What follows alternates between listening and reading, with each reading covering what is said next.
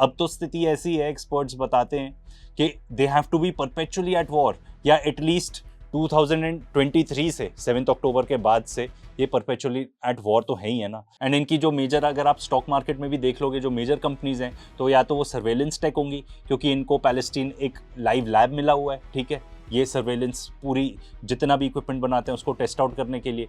Similarly इनकी और जो कंपनीज होंगी वो कुछ मिसाइल्स बनाती हैं या रेडार बनाती हैं, कुछ इस टाइप का इक्विपमेंट बनाती हैं, बेसिकली वॉर रिलेटेड कंपनीज।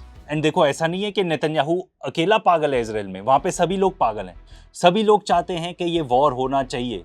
ये देखो, ये सुनो, जो इनका लीडर ऑफ ऑपोजिशन है, या सम आर इवन सेइंग कि this guy could be the next prime minister, वो क्या कह रहा है? A new Turkish threat is emerging. I want to be very clear. Turkey and Qatar have gained influence in Syria, are seeking influence elsewhere and everywhere throughout the region. And from here, I warn, Turkey is the new Iran. And पागल इसीलिए क्योंकि देखो, आप Gaza के अंदर घुस गए, आप हमास को नहीं हरा पाए, जो कि एक छोटी सी मिलिशिया है। सब कुछ जो भी अंदर बाहर होता है गाजा के अंदर आप ही कंट्रोल करते हो। हिजबुल्लाह से आपने अच्छी खासी मार खाई, ठीक है, फिर भी नहीं। अब आपको लग रहा है कि we will go after Turkey, एक नेटो देश, उसके खिलाफ आप लड़ाई करोगे। एंड ये ज्यादा पागलपन और इसलिए है क्योंकि एक बीटीसी पाइपलाइन है जो अजरबैजान से आती है इजराइल, ठीक है, ये लंबा चौड़ा क्रूड ऑयल लेके आती है। एंड कहां से निकलती है? ये टर्की के थ्रू निकलती है। एंड ये बताया जा रहा है कि 46% ऑफ क्रूड ऑयल जो इजराइल के अंदर आता है, जो इनका इंपोर्ट्स है, वो इसी पाइपलाइन के थ्रू आता है। तो भाई आप उसी देश के खिलाफ जाने वाले हो जिस देश पर आप डिपेंडेंट हो। बट टर्की का भी क्या कहना, वो भी बोलते रहते हैं तुमने गाजा में जेनोसाइड करी, ये गलत बात है।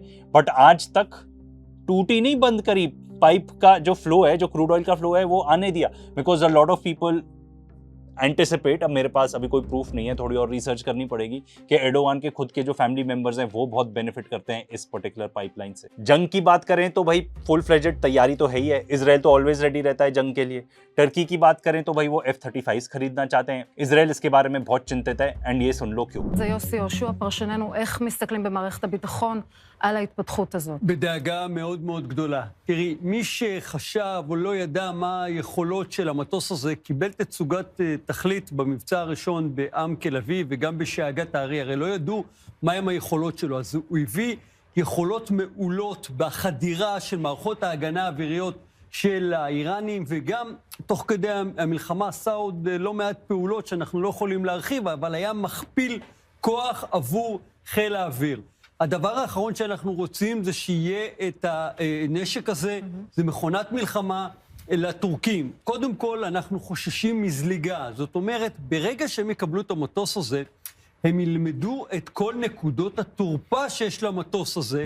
ग्रीस को भी इन्होंने रिक्रूट कर लिया है कि भाई आप भी ऑब्जेक्शन करो कि भाई टर्की को F-35 नहीं मिलने चाहिए। अपार्ट फ्रॉम F-35, टर्की अपना खुद का स्टेल्थ फाइटर भी डेवलप कर रहा है, ये अपने नए एयरक्राफ्ट कैरियर भी डेवलप कर रहा है, क्योंकि अपनी नेवी को और स्ट्रेंथन करना चाहता है। टर्की 31 नई वॉरशिप्स बना रहा है, जॉइंट नेवल एक्सरसाइजेस कर रहा है इजिप्ट के साथ, एंड अपना एक स्टील डोम भी बनाना चाह रहे हो, basically air defence system. I don't know इस पे इतना पैसा वो क्यों खर्च कर रहे हैं। वैसे हमारा ये वाला सुदर्शन चक्र पर वीडियो देख लेना, यू विल रियलाइज कि ये एयर डिफेंस ज्यादातर जुमला ही है। सऊदी अरेबिया पाकिस्तान का तो डिफेंसिव अलायंस है ही है। बात ये भी हो रही थी कि भाई टर्की को भी इंक्लूड कर लेंगे इस पर्टिकुलर अलायंस में।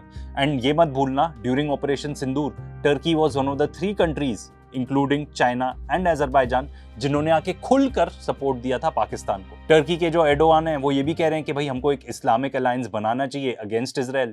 ईरान भी यही सेम बात कर रहा है। अब ये लोग असली में अलायंस बनाएंगे कि नहीं ये मुझे नहीं पता, क्योंकि बोलते तो रहते हैं पर इनके आपस में भी इतने सारे डिफरेंसेस हैं कि आज तक तो ये कोई अभी अलायंस बना नहीं पाए हैं। बट देखो, इजरायलीज पागल हैं, ये बात हम अच्छे से जानते हैं। बट क्या वो इतने पावरफुल हैं कि वो Turkey, can they take on Turkey? If you would have asked me, I would say no.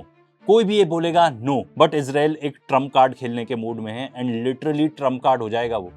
Plan चल रहा है, यूएस कांग्रेस में ऑलरेडी मूव हो चुका है बिल कि किस तरीके से यूएस और इजरायली मिलिट्रीज को मर्ज कर दिया जाए। अब इस मर्जर में मेन चीज तो ये हो जाएगी कि आज के डेट में जैसे मान लो यूएस इजराइल को पैसे देता है, ठीक है, certain number billion of dollars देता है इजराइल को एज एड, तो वो भाई डॉक्यूमेंटेड रहता है कि अलग से दिया। अगर मर्ज हो जाएंगे तो बहुत लोग ये स्पेकुलेट कर रहे हैं कि जितना यूएस का डिफेंस बजट है और इजराइल का डिफेंस बजट वो दोनों मर्ज हो जाएगा। एंड ये भी स्पेकुलेशन है कि यूएस 1.5 ट्रिलियन डॉलर्स इसीलिए करना चाह रहा है डिफेंस बजट ताकि इजराइल को अच्छे से अकोमोडेट कर सके। मतलब आज के डेट में तो अलग से आइडेंटिफाई हो रहा है कि ये खर्चा इजराइल को दिया, अब तो सब खिचड़ी बन जाएगी, पता भी नहीं चलेगा कि क्या इजराइल ने यूज किया, क्या अमेरिका ने यूज किया। अब ये होगा कि नहीं हम ये नहीं जानते, वेदर इजराइल वर्सेस टर्की होगा हम ये भी नहीं जानते, पर भाई हम एक चीज जरूर जानते हैं कि इजराइल ग्रेटर इजराइल बनाना चाहता है। इजराइल सीरिया को कब्जाना चाहता है, लेबनान को कब्जाना चाहता है। अगर वो सीरिया को कब्जाता है तो ये दोनों नेबर्स हो जाएंगे, इजराइल और टर्की के बीच में कोई फासला ही नहीं बचेगा। एंड ये भी क्लियर है कि नेतन्याहू और इजराइल के सारे मिनिस्टर्स एकदम मीडिया के अंदर हावी हो चुके हैं, ठीक है, किस चीज को सपोर्ट करने के लिए कि टर्की के अगेंस्ट जंग छेड़नी चाहिए या टर्की को बैड माउथ करने के लिए। सवाल तो ये उठता है कि क्या ये पूरा रीजन, पूरा जो वेस्टर्न एशिया वाला रीजन है, क्या ये लोग मिलकर एक अलायंस बनाएंगे अगेंस्ट इजराइल?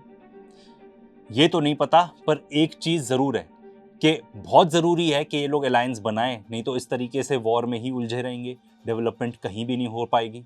एंड इससे बेटर टाइम नहीं रहेगा क्योंकि यूएस एम्पायर भी डिक्लाइन कर रहा है, इजराइल भी ओवरस्ट्रेच्ड है। एंड